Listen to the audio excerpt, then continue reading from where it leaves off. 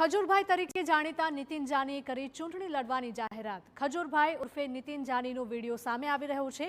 વિડીયોમાં નીતિન જાનીએ કરી યુવાનોને ચૂંટણી લડવાની હાકલ। કોઈપણ પાર્ટીમાંથી ચૂંટણી લડો તેવી યુવાનોને હાકલ કરી છે। વર્ષ 2027માં પોતે પણ ચૂંટણી લડશે તેવી જાહેરાત કરી છે। સેવાકીય કાર્ય અને યુટ્યુબર તરીકે જાણીતા છે નીતિન જાની।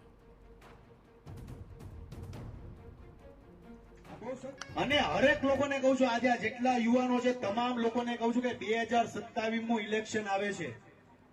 જે ભણેલો હોય, જે આગળ હોય, જેને કંઈક સમાજ માટે કરવું હોય તો તમારા વિસ્તારમાંથી લડજો, પાર્ટી જે હોય।